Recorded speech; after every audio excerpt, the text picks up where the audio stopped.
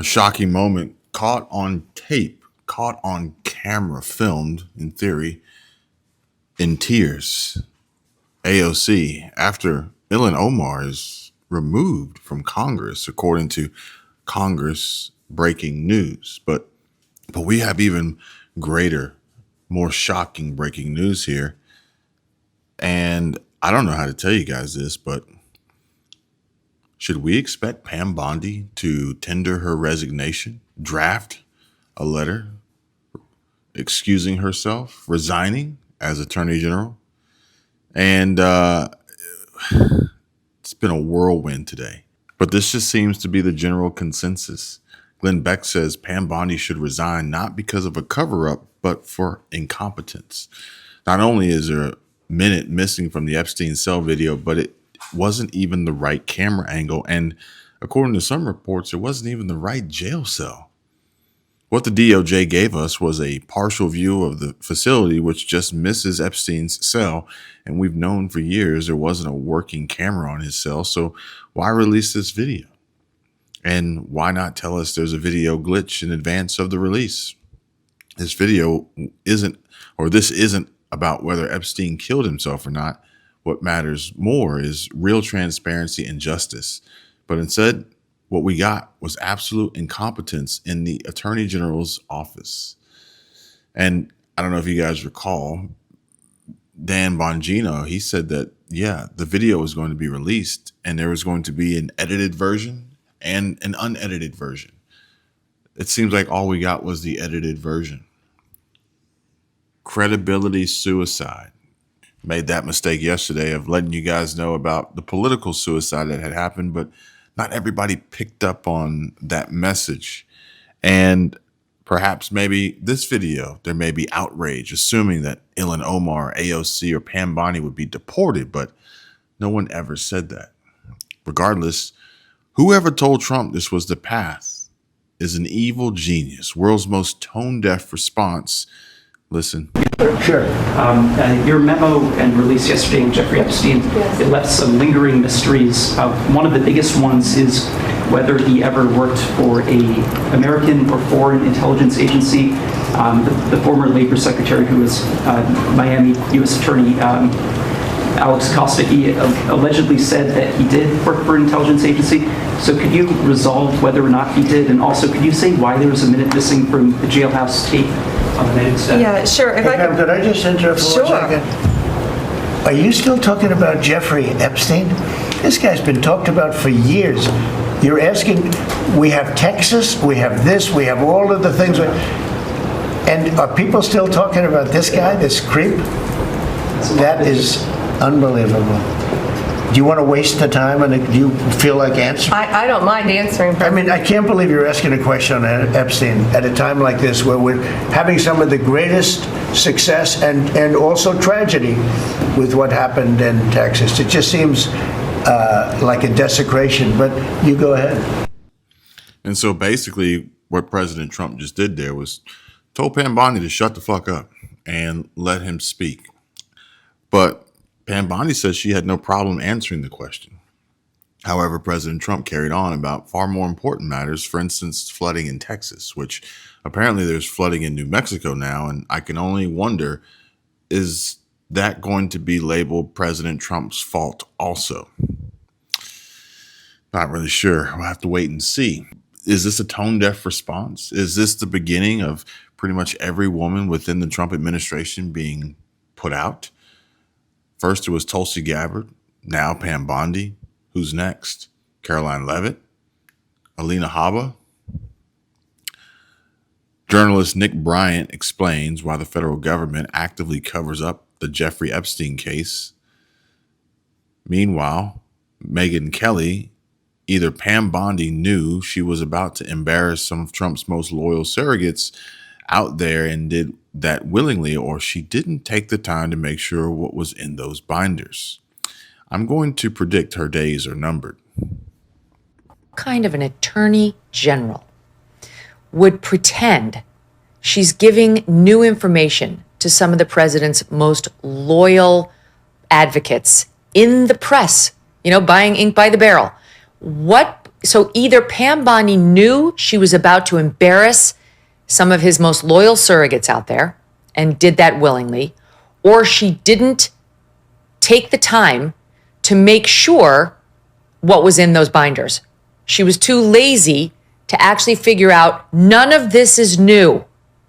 And yet she called a meeting with the influencers that included Kash Patel, the head of the FBI, and the sitting vice president. So she's either lazy and incompetent, or she willingly humiliated some of the president's most loyal supporters. Neither one of those is good, and that's why I'm sorry, but I'm going to predict her days are numbered as a member of the Trump administration. That's huge, because you remember Megyn Kelly actually appearing at a Trump rally towards the tail end of the campaign. And that was a shocker, especially considering President Trump and Megyn Kelly's history.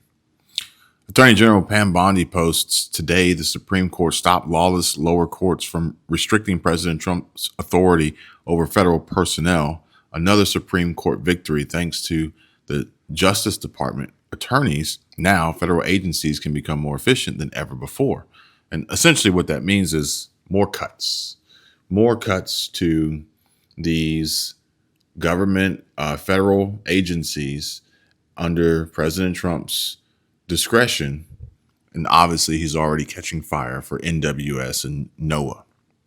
Speaking of more cuts, I was actually reading this earlier, and I don't know if you guys have seen this, but I think this is really important. And it says that Social Security's 2026 COLA may disappoint retirees due to ... Based on the information provided, there's a detailed summary of why the 2026 Social Security COLA might be disappointing for retirees. And it goes down the list of CPIW, potential data collection issues, rising inflation and delayed relief, modest projections and potential negative consequences. But more importantly, in summary, as you guys can see here, the anticipated disappointment with the 2026 Social Security COLA is linked to the use of the CPIW metric, potential issues with data collection, the timing lag between rising prices and benefit adjustments, and the broader economic implications for the Social Security program, for which the president can cut staff at will now, thanks to this most recent Supreme Court order, Supreme Court victory, Pam Bondi calls it. And if you guys watch Michael Bordenero, if you watch Brian Kim with Clear Value Tax, if you guys watch some of the channels that I watch, and if you know, then you also know, you're aware that the big, beautiful bill introduces a increased deficit, okay, and debt ceiling. And ultimately, this is the government's ability to print money and increase the level of inflation. Now, of course, this would be offset by lower interest rates that President Trump has pushed very hard for Jerome Powell to push through. Granted, it would have worked out really well with the signing of this big, beautiful bill on July 4th and then lower interest rates to kind of offset and balance. But that didn't happen. And that may actually hurt some folks very, very badly. Now, granted, I may cover this on a different video, but it says here, according to MAGA Voice, breaking, Secretary of Treasury Scott Bessent just stunned America, saying, "We have taken in $100 billion in tariff revenue already." Whoa. But what he says next is even more shocking. Listen.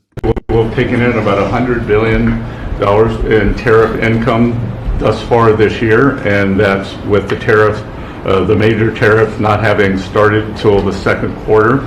So we could expect that could be well over $300 billion by the end of the year.